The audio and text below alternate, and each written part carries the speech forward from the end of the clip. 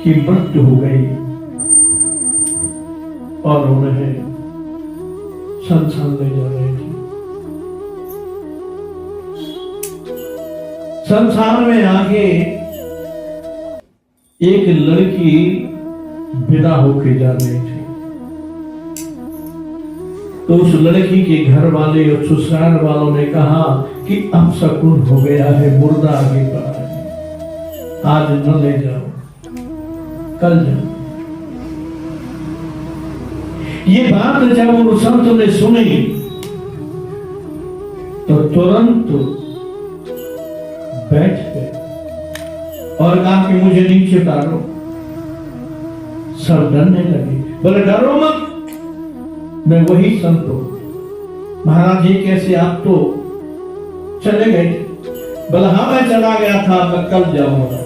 मैं अपने पूरे जीवन में किसी के लिए अपशकुन नहीं बना, तो आज मैं कैसे अपशकुन बन सकता हूं? मैं अब कल प्राण छोड़ूं। ये भक्तों की महिमा होती है, ये भक्तों की लीला होती है। बात चाहे क्या नहीं कर सकते। तुलसीदास जी के विषय में भी वर्णन मिलता है कि तुलसीदास जी ने एक स्त्री को पुरुष बना दिया और एक पुरुष को स्त्री बना दिया।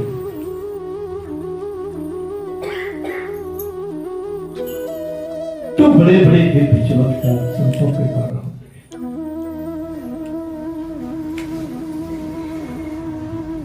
बाणदेव कहने लगे कि भक्त और भगवंत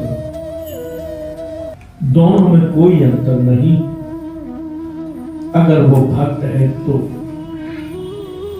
भक्त का दिखावा करता है, ढोंग करता है, पाखंड करता है, तो फिर भक्ति उसके पास नहीं है और भगवान की शक्ति भी उसके पास नहीं है।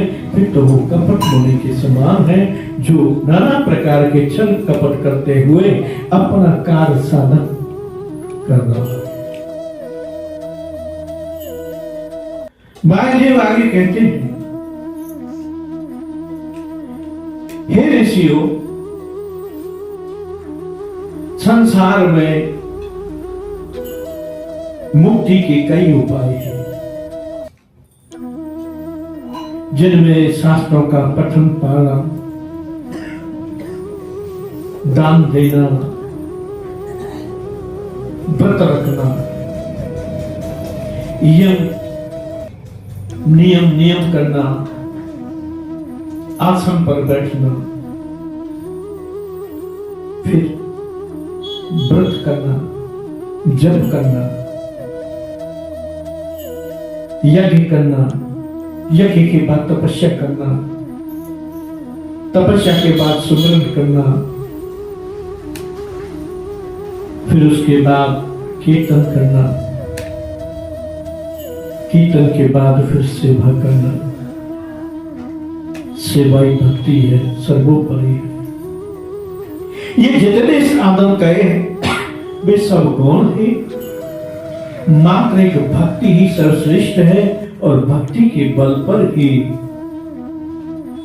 भगवान को प्रसन्न किया जा सकता है। न जप से मिलते हैं, न तप से मिलते हैं, न व्रत से मिलते हैं, न यज्ञ से मिलते हैं, न दान से मिलते हैं।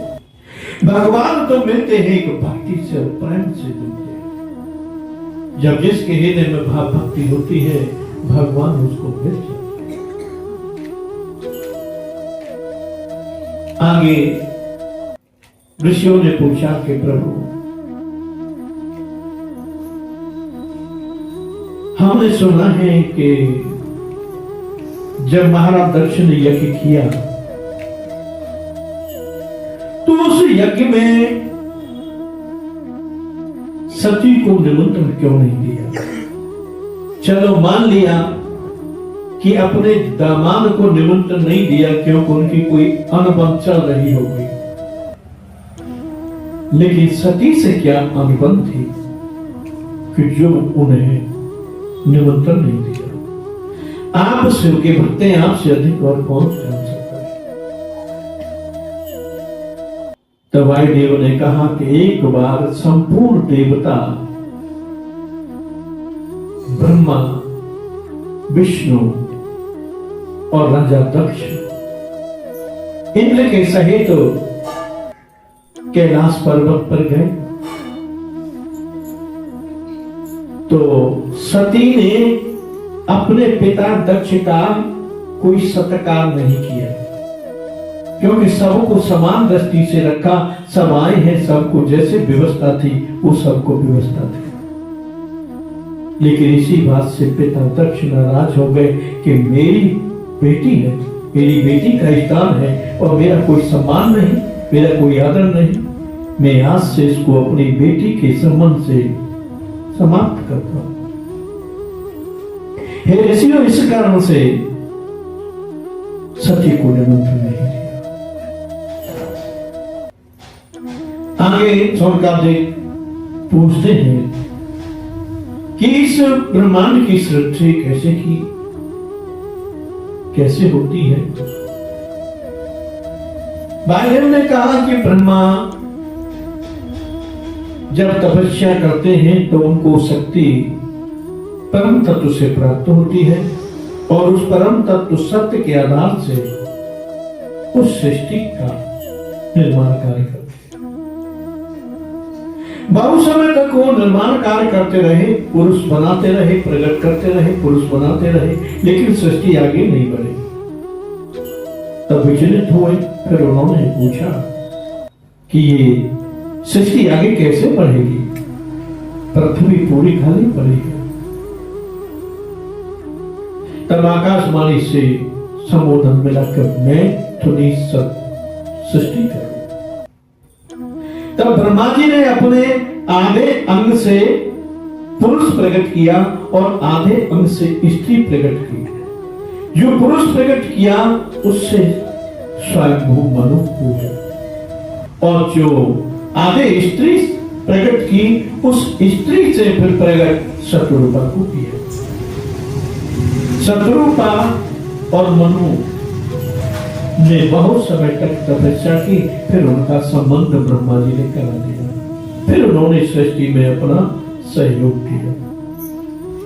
तो उनके 2 पुत्र हुए, 3 पुत्री हुई। पुत्रों का नाम प्रियव्रत और तानपाद रखा और पुत्रियों का नाम आकुति, प्रसूति और देवहूति रखा। आकुति, प्रसूति और देवहूति। आकुति महाराज दक्ष के साथ विवाह करा दिया। प्रसूति का पुत्रों के साथ विवाह करा दिया और देवहूति का कर्दम ऋषि के साथ विवाह करा दिया। उन तीनों कन्याओं की इतनी संतानें बढ़ी कि पूरी पृथ्वी से भर गई संतानों से। बड़ी विलक्षण उत्पत्ति है। ब्रह्मा जी के आगे हिस्से से धर्म की उत्पत्ति हुई और पीठ के हिस्से से अधर्म की उत्पत्ति हुई। अधर्म प्रकट हो गया पुरुष रूप में और धर्म प्रकट हुआ पुरुष रूप में। धर्म के साथ श्रद्धा, विश्वास, सत्य, क्षमा, दया, करुणा, नाना प्रकार की संतानें पैदा हुई और अधर्म की स्त्री का नाम था हिंसा और हिंसा से एक पुत्र हुआ अनर्थ माने झूठ और झूठ से फिर अनेकों प्रकार की सृष्टि उत्पन्न हुई। झूठ में पुत्र, उससे अनेकों प्रकार की सृष्टि हुई। दंभ, कपट, बेशर्मी, लज्जाहीनता, अवगुण, असूया, राग, द्वेष, नाना प्रकार की सृष्टि उस झूठ से हुई। आज भी देख लीजिए झूठ कितना पैर पसारता है, जितना सत्य नहीं पसारता। सत्य बात वही की वही दबी रहती है और झूठी बात बहुत जल्दी फैल जाती है, उठ जाती है। झूठ से उत्पत्ति हुई वो संपूर्ण पृथ्वी पर, संपूर्ण मनुष्य स्त्रियों पर छा गए। महादक्ष से 60 कन्याएं हुई जिनमें 13 धर्म को दी और बाकी की संत महात्मा को, उनसे भी सत्ता है।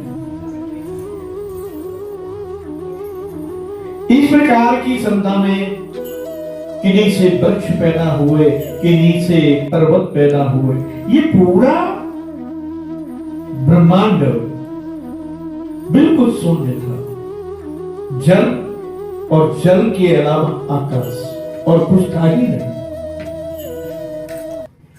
ये ब्रह्मा जी ने सब सृष्टि को प्रकट किया, वृक्षों को, तिनका, घास, गाय, बैल, जितनी सृष्टि पैदा हुई सब ब्रह्मा जी ने ऋषियों के माध्यम से की। सभी के आने में ऋषि ही है।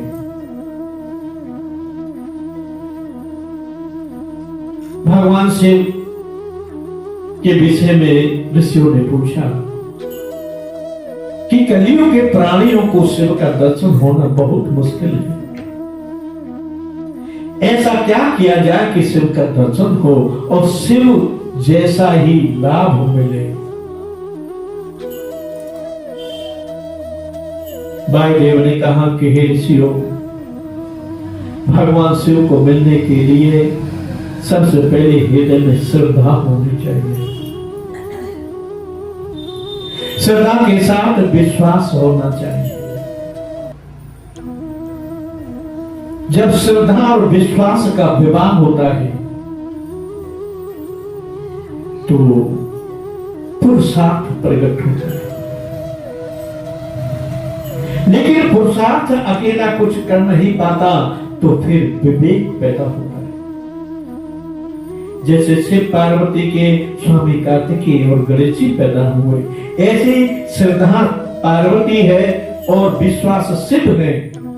इस मनुष्य शरीर में अपने हृदय में श्रद्धा और विश्वास का विवाह करा लेता है, फिर उसके इस शरीर में पुरुषार्थ कुछ करने की शक्ति प्राप्त होती है। लेकिन कुछ करने की शक्ति के साथ अगर विवेक नहीं होगा, गणेश जी नहीं होंगे, तो करेगा तो शायद गलत करता है। इसलिए मनुष्य को श्रद्धा, विश्वास, पुरुषार्थ और विवेक की आवश्यकता होती है। जब इन चारों का योग होता है तो निश्चित रूप से वह भगवान शिव की कृपा प्राप्त करता है, माता सती की कृपा प्राप्त करता है। बोलो सच्चिदानंद भगवान की